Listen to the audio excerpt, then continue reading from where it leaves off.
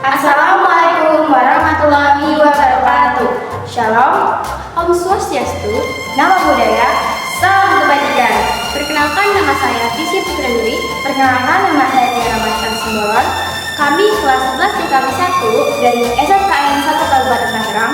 Dalam video kali ini, kami akan mempresentasikan tentang kesimpulan kelompok 7 sampai kelompok 12 dari mata pelajaran pilihan, yaitu Broadcasting Desain Komunikasi Visual. Kesimpulan dari kelompok 7 yang bertemakan pengertian sistem broadcasting. Sistem broadcasting adalah penyiaran informasi secara serentak dari satu sumber ke banyak penerima melalui media elektronik untuk menyampaikan pesan, hiburan, dan edukasi kepada masyarakat luas. Broadcasting tidak hanya menyampaikan pesan, tapi juga membentuk opini, menanamkan nilai sosial, serta memperkaya wawasan masyarakat melalui berbagai program radio, televisi, maupun media digital. Dengan adanya broadcasting, pesan dapat tersebar lebih cepat, merata, dan mampu mempengaruhi pengetahuan, sikap, dan perilaku masyarakat. Kesimpulan dari kelompok 8 yang bertemakan sistem broadcasting radio. Sistem broadcasting radio adalah mekanisme penyiaran audio yang menyampaikan informasi, hiburan, dan edukasi pada masyarakat luas melalui gelombang AM, FM, maupun internet. Broadcasting radio efektif untuk komunikasi massa karena mampu menyiarkan pesan real time ke berbagai lapisan masyarakat. Meskipun sederhana, sistem broadcasting radio berperan penting dalam pendidikan, hiburan, dan penyebaran informasi publik. Kesimpulan dari kelompok 9 yang bertemakan sistem broadcasting televisi.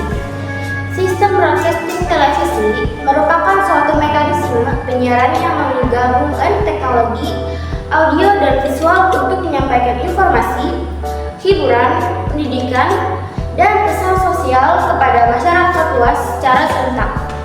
Broadcasting televisi berperan penting sebagai media komunikasi massa yang mampu membentuk opini publik, menyebarkan informasi dengan cepat, serta menjadi sarana edukasi dan hiburan bagi masyarakat.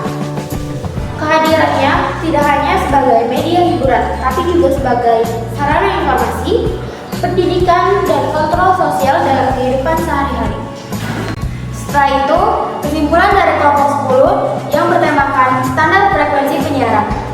Standar frekuensi penyiaran televisi ditetapkan untuk mengatur penggunaan gelombang radio agar siaran dapat diterima dengan baik, tidak saling mengganggu, serta merata bagi masyarakat. Dengan adanya pembagian frekuensi tertentu untuk televisi, maka setiap lembaga penyiaran dapat menggunakan jalurnya masing-masing tanpa saling mengganggu sinyal dari stasiun lain.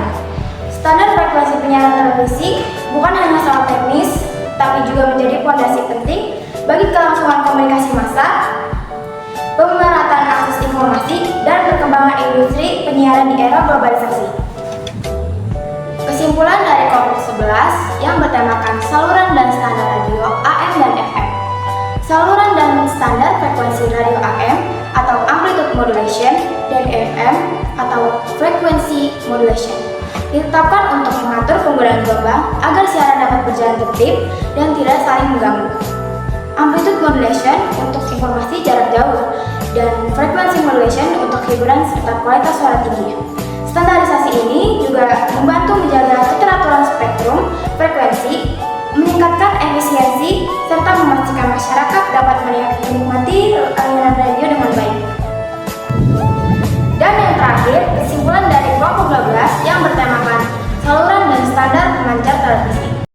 Saluran dan standar pemancar televisi ditetapkan agar proses penyiaran berjalan teratur, efisien, dan dapat diterima dengan baik oleh masyarakat.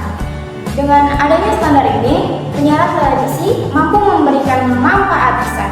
Secara keseluruhan, standar saluran dan pemancar televisi memastikan bahwa penyiaran dapat diakses secara merata, memenuhi kebutuhan, hiburan, informasi, edukasi, serta mendukung perkembangan teknologi komunikasi di era digital.